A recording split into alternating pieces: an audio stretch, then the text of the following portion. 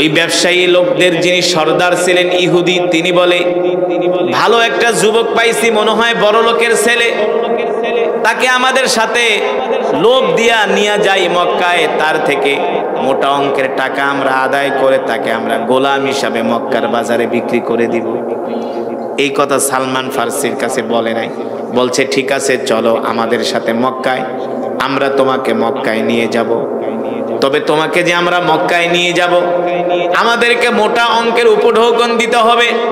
সালমান ফার্সি বলে ভাই শুধু মোটা অঙ্কের উপঢৌকন না, আমার কাছে যত অর্থ আছে সব অর্থগুলো তোমাদেরকে দিয়ে দিব, তার বিনিময়ে তোমরা আমাকে মক্কায় আল্লাহর নবীর কাছে পৌঁছে দিও। এবার সালমান ফার্সির কাছে যত অর্থ ছিল সব অর্থগুলো মক্কার ব্যবসায়ীরা নিয়ে গেল। সালমান ফার্সি বলে ভাই কিছু অর্থ আমার কাছে দাও, আমার তো লাগবে খাবার দাবারের জন্য। চিন্তা করবো না, তোমার সব কিছুর ব্যবস্থা আমরা করব। অথচ সালমান ফার্সির সব অর্থ নিয়ে গেল।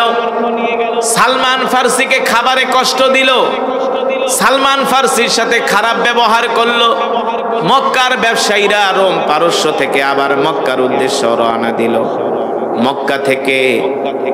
মক্কা থেকে সেই সিরিয়া থেকে সেই মক্কার ব্যবসায়ী কাফেলারা আবার মক্কার উদ্দেশ্যে রওনা দিল। সিরিয়া থেকে প্রায় মক্কার দূরত্ব হলো 2500 কিলোমিটার রাস্তা। কত হাজার? 2500 কিলোমিটার রাস্তা। এই রাস্তা তো আর একদিন দুই দিনের রাস্তা না, কয়েক মাসের রাস্তা। উটের পিঠে করে ঘোড়ার গাড়িতে করে যেতে হবে, কয়েক মাস লেগে যাবে। রাস্তায় তো খাবার দাবারও দরকার, ঠিক কিনা বলে? সালমান ফার্সিকে যত সামান্য খাবার দেয়, এই খাবার খেয়ে সালমান ফার্সির হয় না, তিনি দিন দিন শুকিয়ে যাচ্ছেন। ঠিক মাসের পর মাস সফর করে যখন মক্কায় পৌঁছালেন, সালমান ফার্সি বলে ভাই কোথায় আছে আল্লাহর পয়গম্বর মুহাম্মদ সাল্লাল্লাহু আলাইহি সাল্লাম, আমাকে একটু আল্লাহর নবীর কাছে নিয়ে চলো। এবার ওই আরব ব্যবসায়ী কাফেলার সর্দার বলে বেটা তুই যে মোহাম্মদের কাছে আসছস, মোহাম্মদ হলো আমাদের শত্রু, আমাদের বাপ দাদার শত্রু। তিনি আমাদের ধর্মটাকে শেষ করে দিচ্ছেন, তিনি আমাদের বিরুদ্ধে যুদ্ধ ঘোষণা করেছেন, আর তুমি মোহাম্মদের কাছে যাবা। এই কথা বলে সালমান ফার্সির হাত বাঁধলেন, পা বাঁধলেন। সালমান ফার্সি বলে ভাই আমি আমার মা ছেড়ে, বাবা ছেড়ে, পরিবার ছেড়ে আমি সেই রোম পারস্য থেকে আসছি, তোমরা আমার সাথে নিষ্ঠুর আচরণ করো না। ওই ব্যবসায়ী দলের যিনি সর্দার ছিলেন ইহুদি, তিনি বলে বেটা খারাপ আচরণের কি দেখেছিস? মোহাম্মদ হলো আমাদের শত্রু, তুমি মোহাম্মদের কাছে আসছো, আমরা তো তোমাকে মোহাম্মদের কাছে যেতে দিব না, আমরা তোমাকে এখন মক্কার বাজারে নিয়ে গোলাম হিসাবে বিক্রি করে দিব। সালমান ফার্সির দুই হাত দুই পা বেঁধে মক্কার বাজারে নিয়ে গেলেন গোলাম হিসাবে বিক্রি করার জন্য। দেখতে শুনতে সুন্দর, সুঠাম দেহের অধিকারী, যে দেখে সেই সালমান ফার্সিকে পছন্দ করে, কয় এই গোলামটা আমার প্রয়োজন, এই গোলামটা আমার প্রয়োজন। উঁচু মূল্যে একজন ইহুদি সালমান ফার্সিকে ক্রয় করে নিলেন, মোটা অঙ্কের অর্থ দিয়া তাকে গোলাম হিসাবে ক্রয় করে নিলেন। ও মুসলমান যুবক, যার বাবার কোনো অর্থের অভাব নাই, সম্পদের অভাব নাই, আজকে সেই সালমান ফার্সি ইসলামের জন্য, দিনের জন্য মক্কায় এসে এবার মানুষের বাড়িতে গোলামি করে, ঠিক কিনা বলেন? একমাত্র দিন ইসলামের জন্য, আল্লাহর কোরআনের জন্য, আল্লাহর দ্বীনের জন্য, আল্লাহর নবীকে পাওয়ার জন্য এবার সালমান ফার্সি রাদিয়াল্লাহু তাআলা আনহু দিনের বেলা মনিবের বাগানে কাজ করে, আর রাতের বেলা মক্কার গলিতে গলিতে ঘুরে ঘুরে আল্লাহর নবীকে খোঁজে।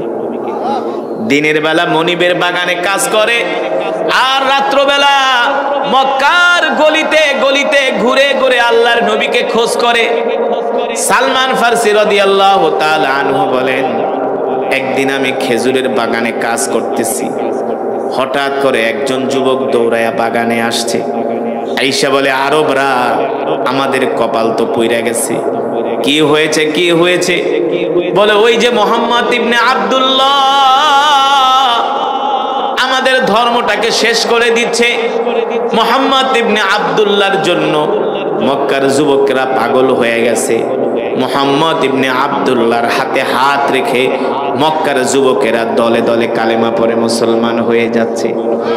আরে খাত্তাবের ছেলে ওমরও বাকি রইল না, মুহাম্মদের হাতে হাত রেখে কালেমা পড়ে মুসলমান হয়ে গেছে। জোরে বলেন সুবহানাল্লাহ। কপাল থাবড়াইতেছে। সালমান ফার্সি বলে, আমি খেজুর গাছের মাথায় খেজুর পাড়তেছিলাম, আল্লাহ নবীর কথা শোনার পরে আমার শরীরের ভিতরে একটা কম্পন সৃষ্টি হয়ে গেছে। আমি এক লাফ দিয়া খেজুর গাছ থেকে জমিনে পড়ে গেলাম। আমি ওই যুবকের হাত পা জড়ায় ধইরা বলি, ভাই কোথায় আছে আল্লাহর নবী?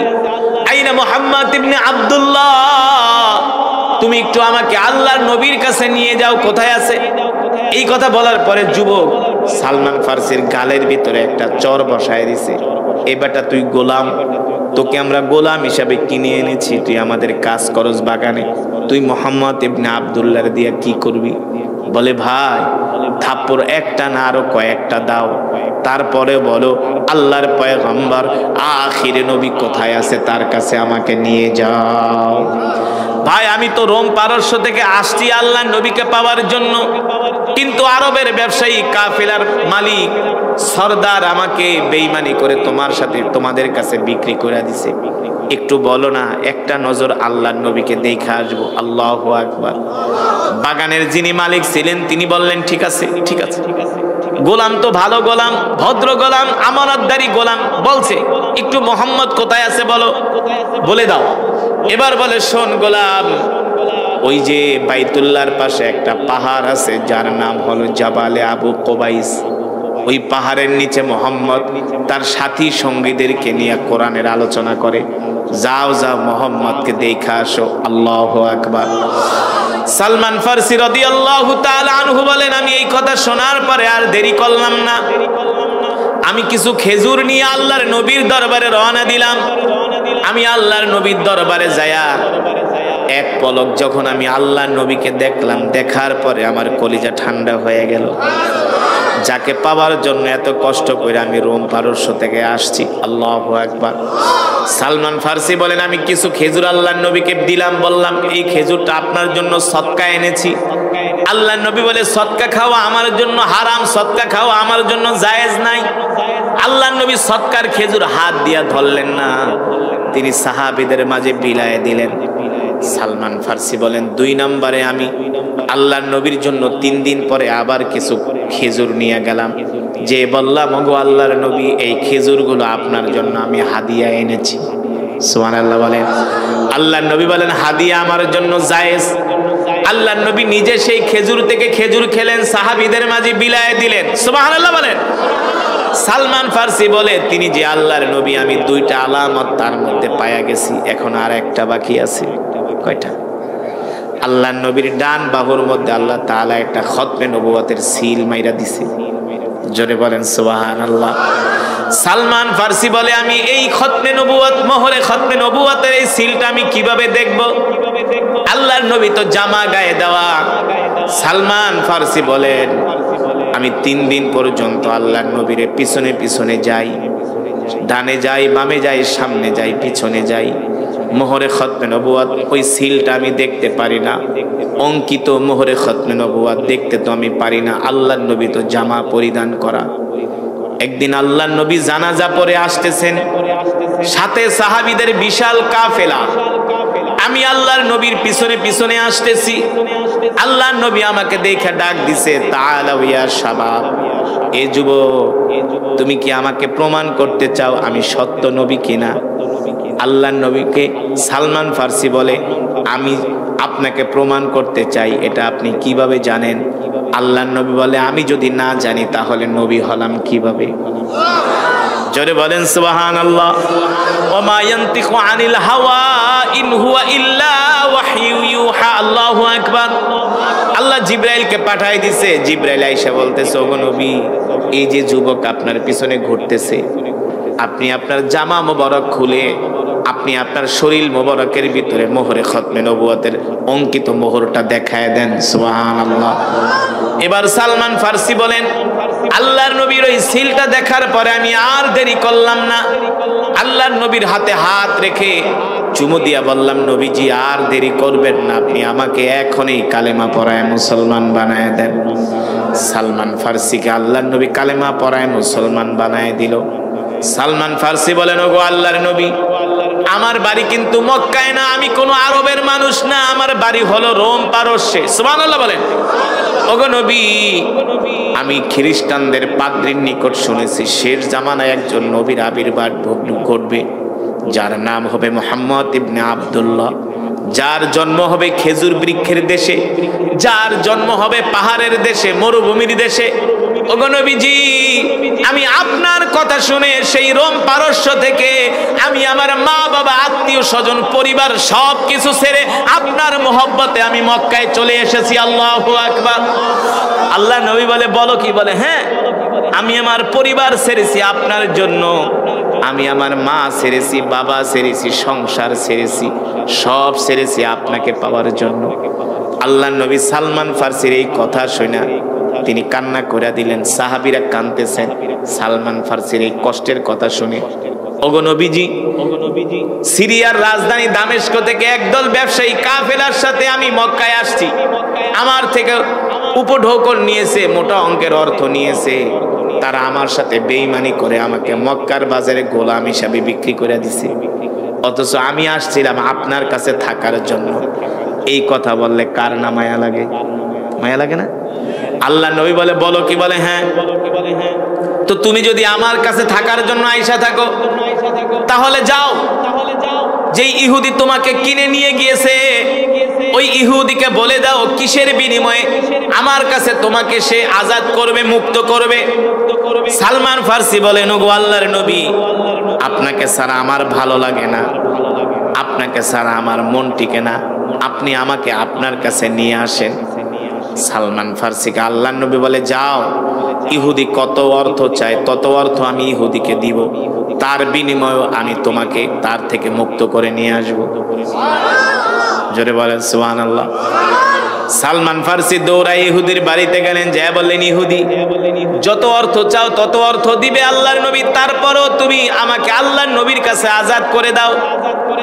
ইহুদি মনে মনে ভাবে, তোমার মতে এমন ভালো গোলাম আমি জীবনেও পাবো না, তুমি দেখতে যেমন সুন্দর, তুমি আমানতদার, তুমি ভদ্র, তুমি 2 টাকার ক্ষতি করো না উপকার ছাড়া, এমন বিশ্বস্ত গোলাম তো কেউ হাত ছাড়া করতে চায় না।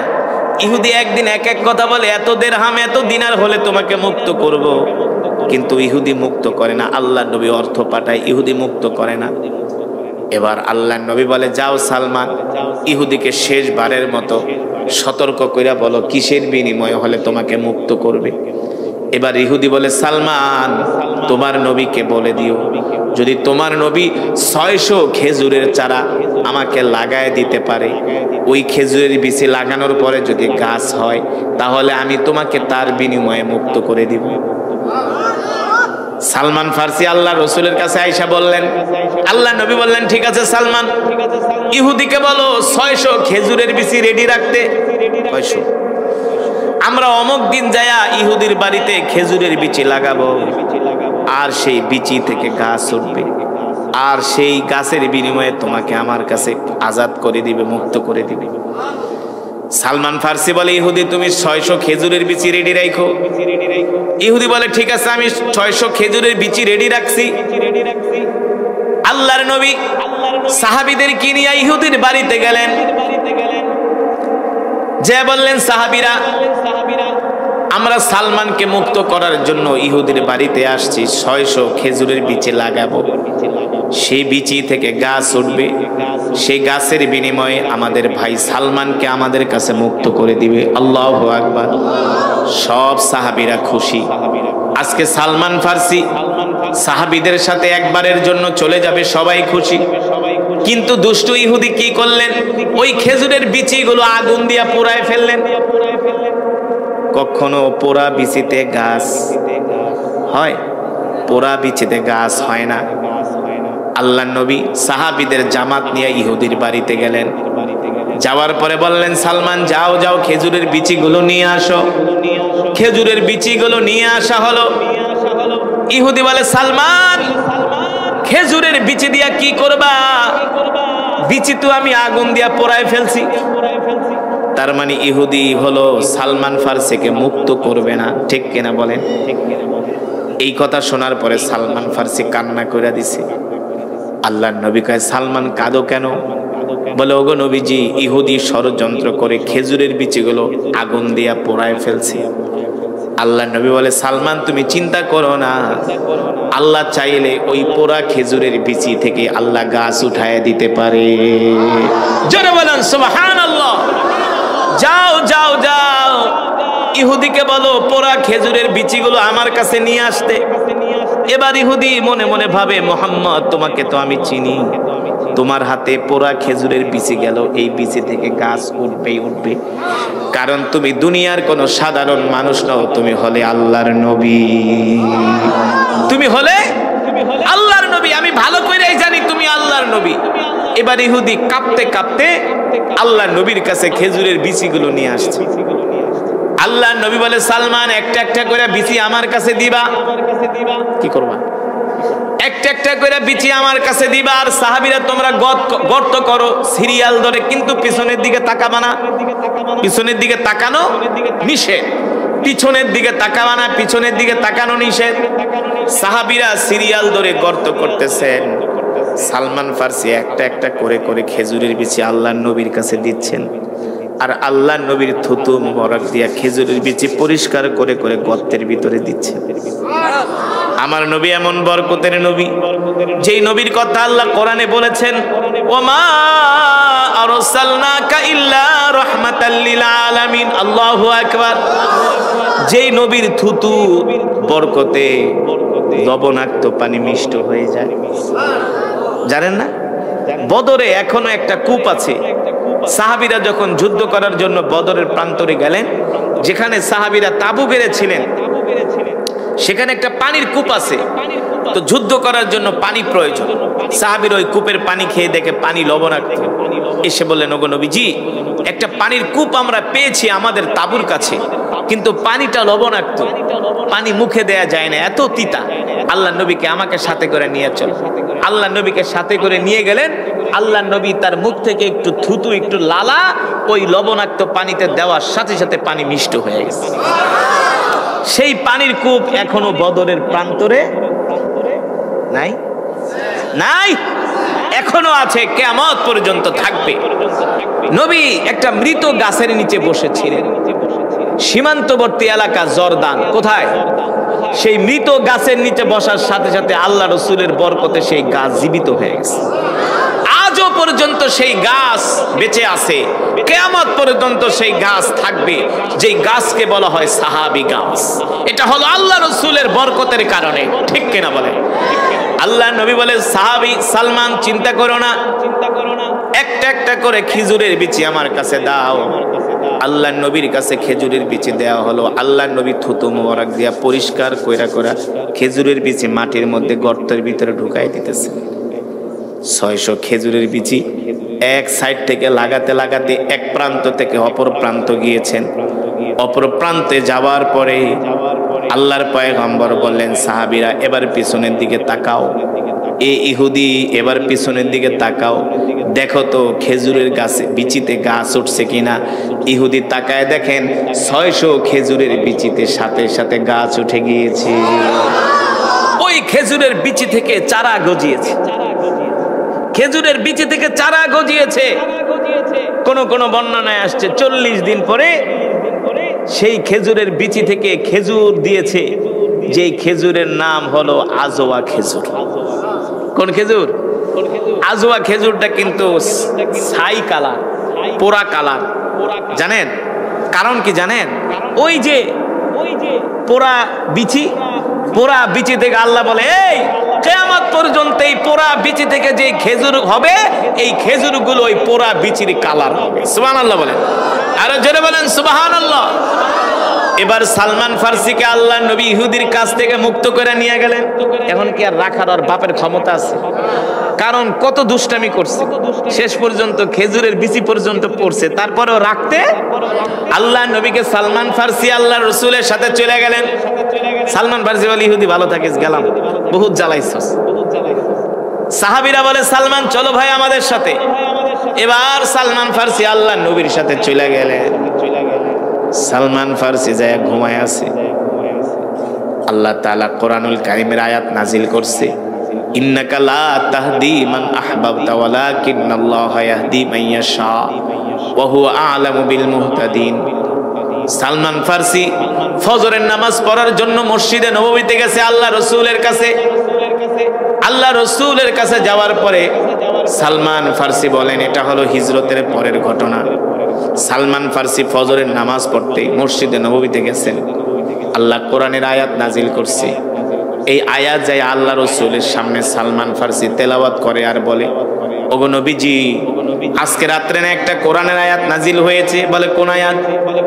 আপনি না আমাদেরকে শিখায় দিবেন, ইন্নাকা লা তাহদি মান আহবাবতা ওয়ালাকিন্নাল্লাহা ইয়াহদি মান ইয়াশা ওয়া হুয়া আ'লামু বিল মুহতাদিন। আজকে রাত্রে আমি ফজরের সময় ঘুম থেকে ওঠার পরে আমি মনে মনে চিন্তা করলাম, আল্লাহ আপনার হাতে হেদায়েতের দায়িত্ব দেয় নাই। হেদায়েতের দায়িত্ব না দেওয়ার কারণে আমি সালমান সবচেয়ে বেশি খুশি হয়েছি। আপনার হাতে হেদায়েতের দায়িত্ব দেয় নাই, আমি চিন্তা করলাম। কথাটা কেমন হয়ে গেছে না? নবী আপনার হাতে আল্লাহ হেদায়েতের দায়িত্ব দেয় না, এই কারণে আমি বেশি খুশি হয়েছি, আজকে চিন্তা করলাম। আল্লাহ নবী কয় কেন সালমান তুমি খুশি হয়েছে? কাহা আপনার হাতে আল্লাহ হেদায়েতের দায়িত্ব দেয় নাই, এই কারণে আমি সবচেয়ে বেশি খুশি হয়েছি। আল্লাহ নবী কয় কেন? বলে আপনার হাতে যদি আল্লাহ হেদায়েতের দায়িত্ব দিত, সর্বপ্রথম আপনি মক্কার কাফেরদের হেদায়েত দিয়ে মুসলমান বানায় দিতেন। এইভাবে মক্কা থেকে মদিনা, মদিনা থেকে সিরিয়া, সিরিয়া জর্দান, কবে আমি রোম পারস্য থেকে হেদায়েত পাইতাম, মুসলমান হইতাম, মক্কায় আসতাম, আপনাকে পাইতাম, তার কোনো ঠিক ঠিকানা ছিল না। ঠিক কিনা বলেন? কিন্তু আল্লাহ তাআলা তার হাতে হেদায়েত রাখার কারণে আল্লাহ আমাকে রোম পারস্য থেকে মক্কায় নিয়ে আসছে। ঠিক কিনা বলেন? মক্কায় এসে আমি আপনার হাতে হাত রেখে কালেমা পড়ে মুসলমান হয়েছি, আপনার সাহাবী হতে পেরেছি, এই কারণে আমি সবচেয়ে বেশি খুশি হয়েছি। আল্লাহু আকবার, জোরে বলেন আল্লাহু আকবার। এত সুন্দর, এত সুন্দর, যার সৌন্দর্যের বর্ণনা অনেক সাহাবীরা করেছেন। সালমান ফার্সির বয়স হয়েছিল 250 বছর। কত বছর? কত বছর? আর আমাদের দেশের মানুষের এখন গড় আয়ু হলো মাত্র 60 বছর, না? 50 বছর পরে আমরা উত্তর দিকে হাঁটলে দক্ষিণ দিকে চলে যাই, না? 50 বছর না হইতেই উত্তর দিকে হাঁটলে দক্ষিণ দিকে চলে যাই, ইনব্যালেন্স হয়ে যায়, না? শরীরের পার্টস গুলো দুর্বল হয়ে যায়। আর সাহাবীর বয়স হয়েছিল 250 বছর। সুবহানাল্লাহ বলেন। এই সাহাবীর গলার আওয়াজ ছিল অনেক বড়, অনেক উঁচু আওয়াজে এই সাহাবী কথা বলতেন। সাহাবী সালমান ফার্সি রাদিয়াল্লাহু তাআলা আনহু, আল্লাহ তাআলা কোরআনুল কারীমের আয়াত নাজিল করলেন, ইয়া আইয়ুহাল্লাযীনা আমানু লা তারফাউ আসওয়াতাকুম ফাওকা সাওতিন নবী। সুবহানাল্লাহ বলেন। আল্লাহ তাআলা কোরআনুল কারীমের মধ্যে ঘোষণা করলেন, হে মুমিনরা, তোমরা তোমাদের নবীর সামনে উঁচু আওয়াজে কথা বলবা না। তোমাদের নবীর আওয়াজের চাইতে যাতে তোমাদের আওয়াজ বড় না হয়। সুবহানাল্লাহ বলেন। আল্লাহ তাআলা তার হাবিবকে কতটা ভালোবাসেন। আল্লাহ আয়াত নাজিল করে দিয়েছে, সাবধান। এই আয়াতে কারিমা এখনো পর্যন্ত রাসূলের রওজা শরীফের উপরে লেখা আছে, কিয়ামত পর্যন্ত থাকবে। আল্লাহ রাসূল যে রওজায় আছেন, রওজায়ে আতহারের উপরে আয়াতটা লেখা আছে, ইয়া আইয়ুহাল্লাযীনা আমানু লা তারফাউ আসওয়াতাকুম ফাওকা সাওতিন নবী। সাবধান মুমিনরা, তোমাদের নবীর কথার আওয়াজের চাইতে যেন তোমাদের আওয়াজ বড় না হয়। সুবহানাল্লাহ বলেন। এই সালমান ফার্সি ছিলেন লম্বা মানুষ, বড় মানুষ, তার গলার আওয়াজও ছিল বড়। আস্তে কথা বললে তার গলার আওয়াজ বড় শোনা যাইত। আছে না সমাজে কিছু মানুষ আস্তে কথা বললেও জোরে আওয়াজ শোনা যায়। ঠিক কিনা বলেন? তো সালমান ফার্সির গলার আওয়াজটা বড়। কোরআনুল কারীমের আয়াত নাজিল হওয়ার পরে সালমান ফার্সি ভয় পেয়ে গেলেন। আল্লাহ কোরআনের আয়াত নাজিল করছে, যদি নবীজির সামনে কথা বলি আমার কণ্ঠের আওয়াজ যদি বড় হয়ে যায় এতে করে তো বেয়াদবি হবে। আমি কিভাবে আল্লাহ নবীর সামনে কথা বলবো? এই ভয়ে সালমান ফার্সি মরুভূমির মধ্যে চলে গেছে। মরুভূমির মধ্যে বৈশা বৈশা সালমান ফার্সি কান্না করতেছে। 3 দিন পর্যন্ত তাকে মদিনায় খুঁজে পাওয়া যায় না। কয়দিন? আল্লাহ নবী সাহাবীদেরকে বলেন, আইনা সালমান, আমার সালমান কোথায়? দেখছো নি আমার সালমানকে? 3 দিন পর্যন্ত সালমান মদিনায় নাই। সাহাবীরা খুঁজতে খুঁজতে দেখলেন তিনি মরুভূমির মধ্যে যায় একটা গাছের নিচে বৈশা বৈশা কান্না করতেছে। সাহাবীরা যায় জিজ্ঞেস করলেন, লিমা তাবকি ইয়া সালমান, সালমান তুমি কান্না করো কেন, কি হয়েছে? সালমান ফার্সি বলে, ভাই আল্লাহ তাআলা কোরআনুল কারীমের আয়াত নাজিল করেছেন, ইয়া আইয়ুহাল্লাযীনা আমানু লা তারফাউ আসওয়াতাকুম ফাওকা সাওতিন নবী।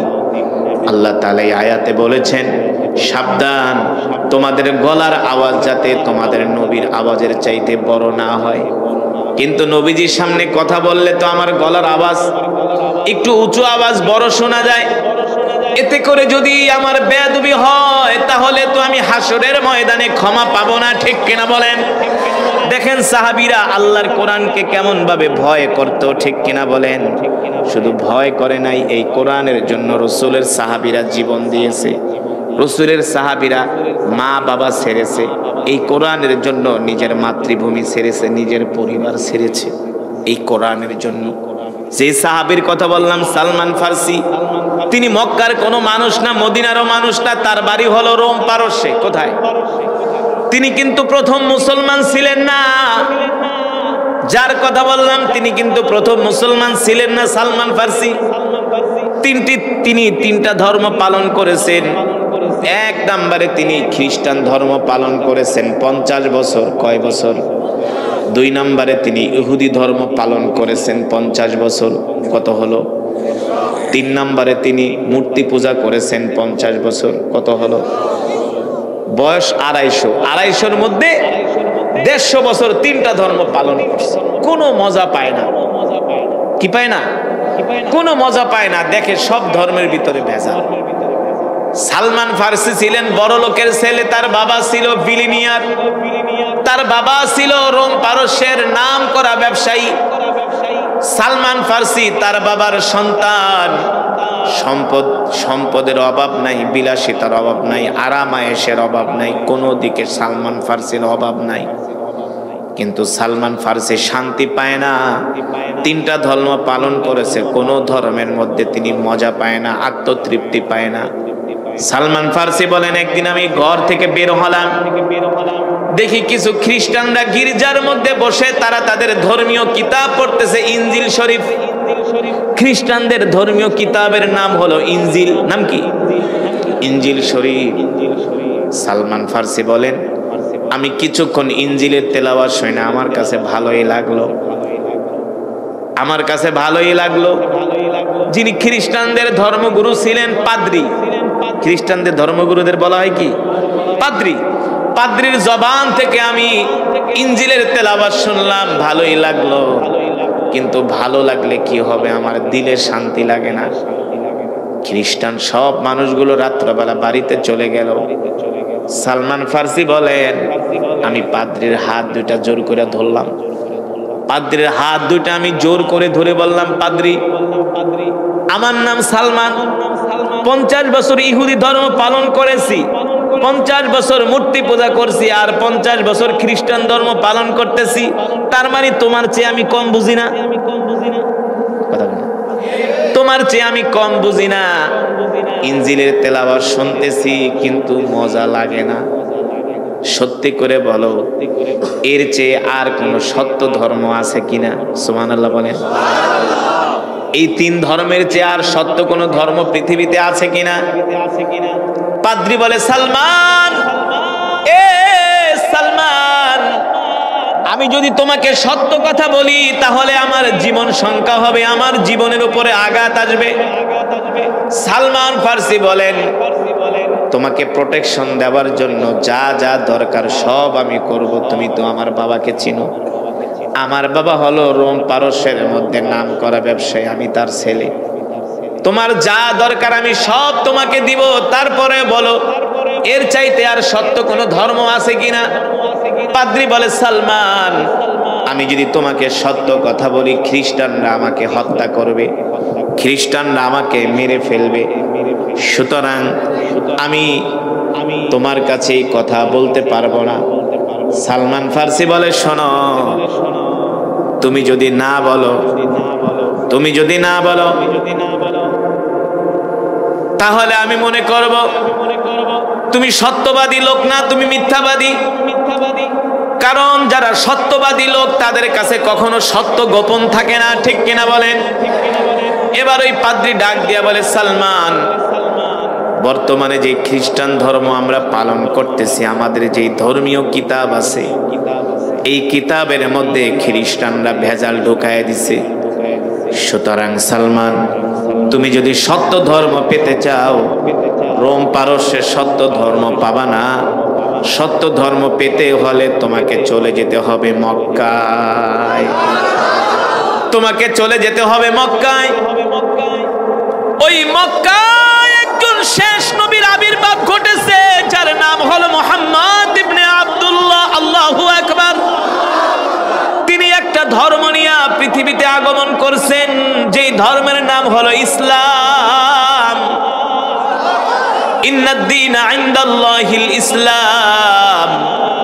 আল্লাহ তাআলার কাছে মনোনীত ধর্ম হলো ইসলাম। আল-ইয়াওমা আকমালতু লাকুম দীনাকুম ওয়া আতমামতু আলাইকুম নি'মাতি ওয়া রাদিতু লাকুমুল ইসলাম দীনা। কমপ্লিট জীবন ব্যবস্থার নাম হলো ইসলাম, পরিপূর্ণ জীবন ব্যবস্থার নাম হলো ইসলাম, ঠিক কিনা বলেন? সালমান, তুমি যদি পারো মক্কায় চলে যাও, সেখানে একজন সত্য নবীর আবির্ভাব ঘটেছে। তবে তুমি যে মক্কায় যাবা, শোনো, মক্কায় যাওয়া এত সহজ না। রোম পারস্য থেকে তুমি মক্কায় যেতে পারবা না।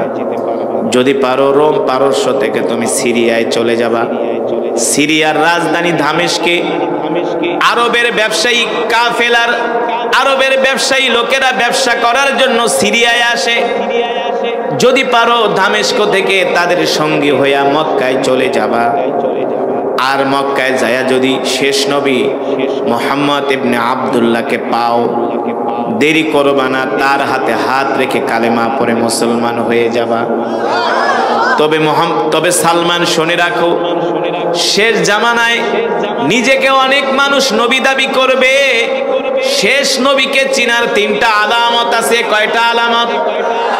ও মুসলমান, শেষ নবীকে চিনার 3টা আলামত। 1 নাম্বার আলামত হলো, যিনি শেষ নবী হবেন, যিনি নবী হবেন, শেষ পয়গম্বর, তুমি তাকে প্রথমত কিছু সৎকার মাল দিবা। সৎকার মাল দেওয়ার পরে যদি তিনি সৎকার মাল গ্রহণ করে, তাহলে বুঝবা সে সত্য নবী না।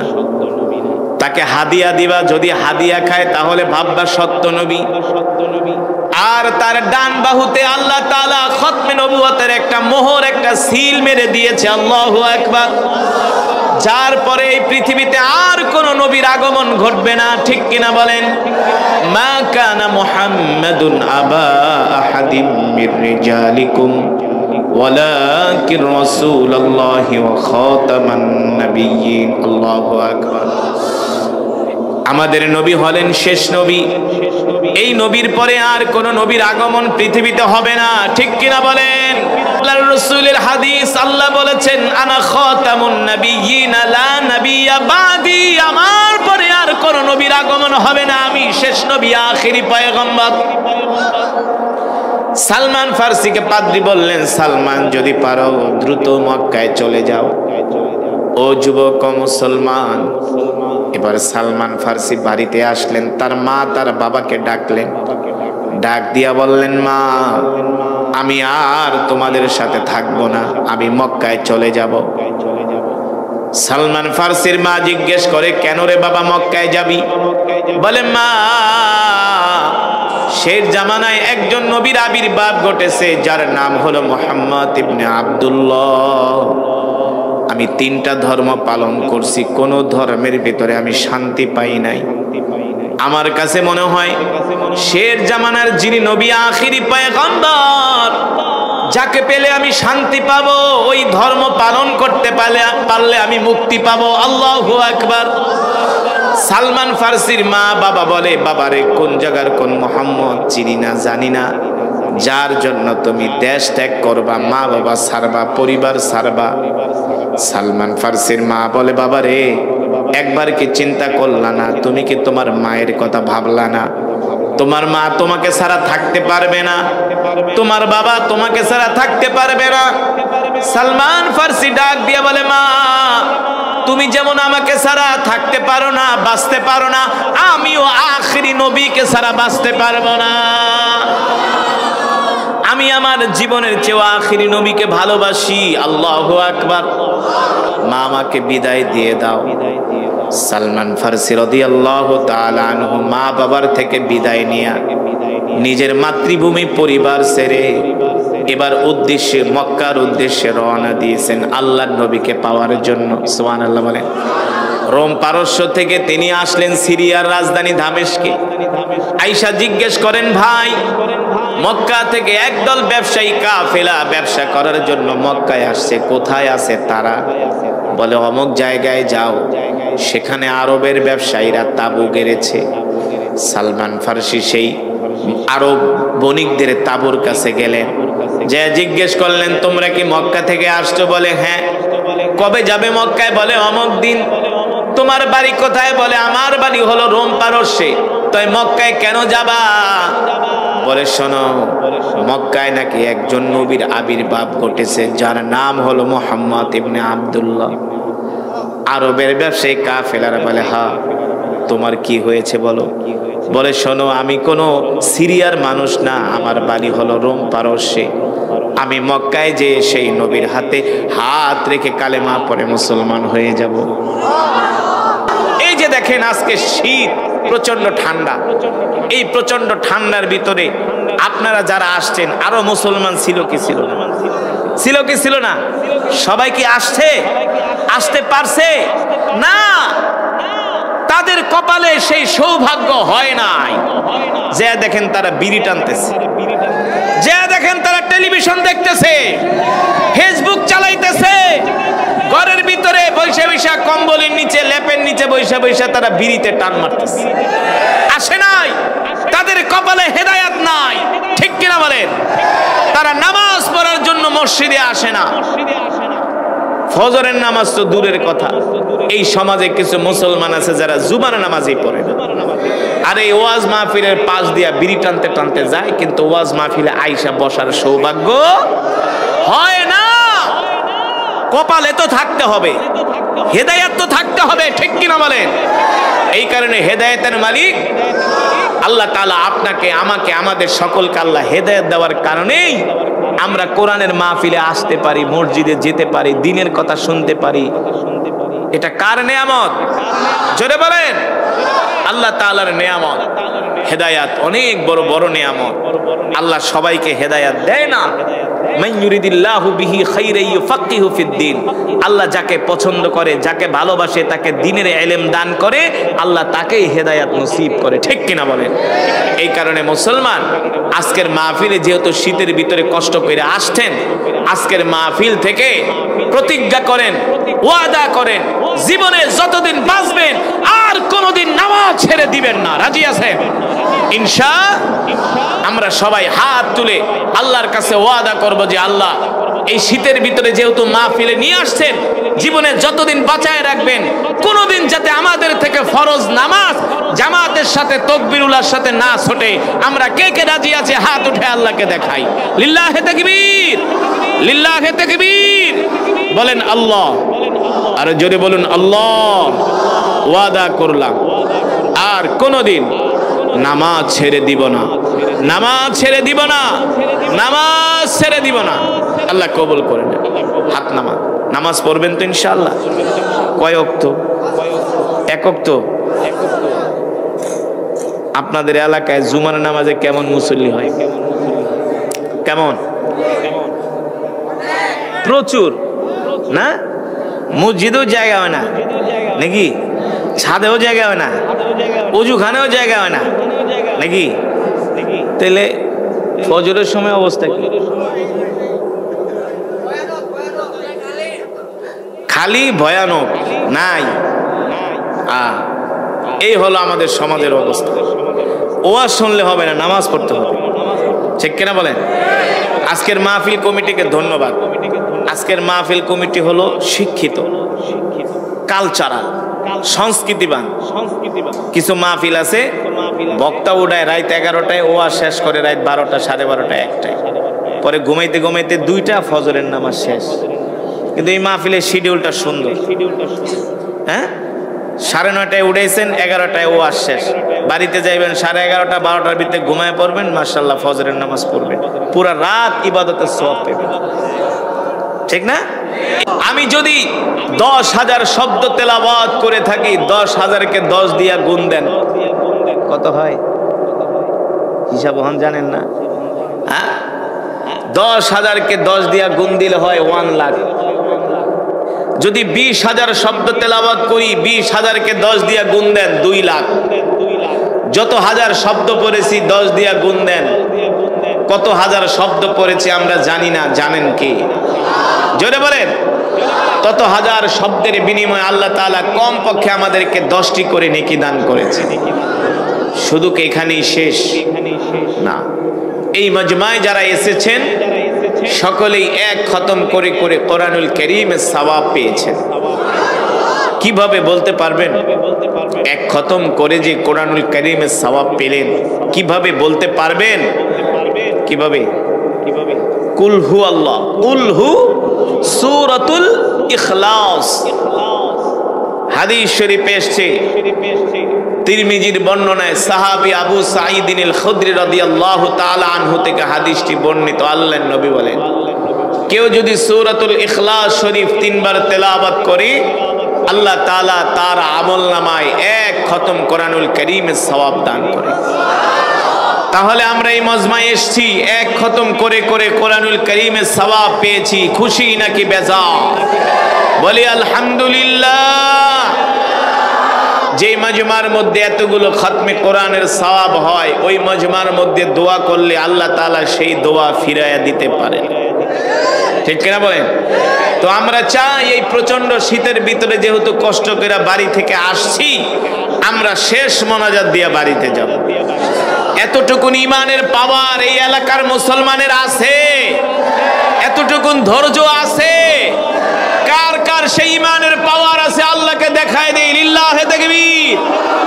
হাত সোজা করেন, সোজা সোজা সোজা।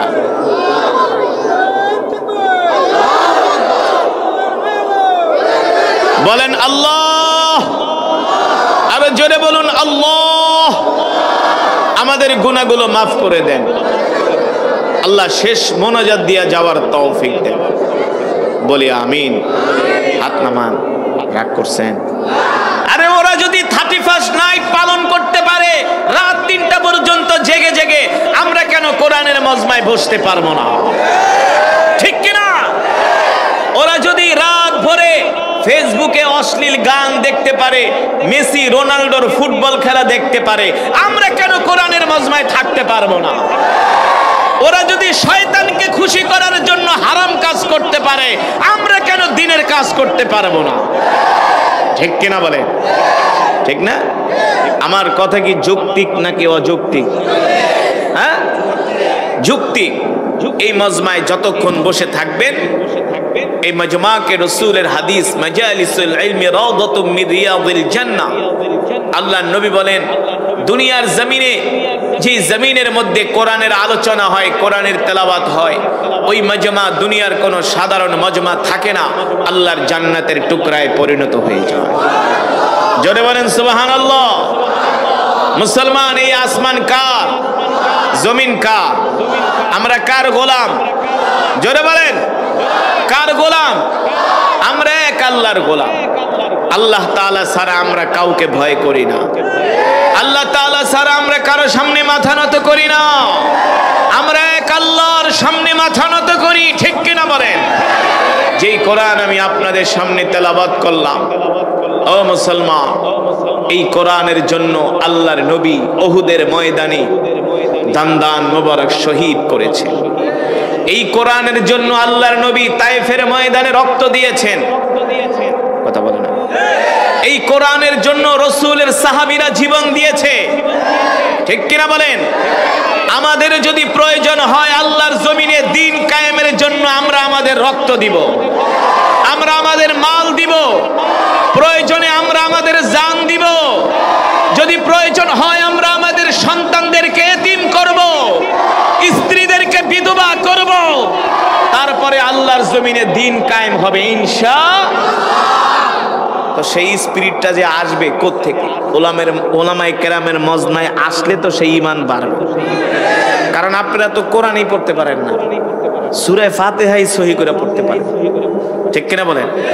এখানে যারা আছেন, আমি যদি 100-র মধ্যে 100 জনকে জিজ্ঞেস করি, 99 জন ফার্স্ট ডিভিশনে ফেল করবে। 99 জন সূরা ফাতিহা সহি করে পড়তে পারবেন। তো আলেমদের মজমা ছাড়া কোনো উপায় আছে?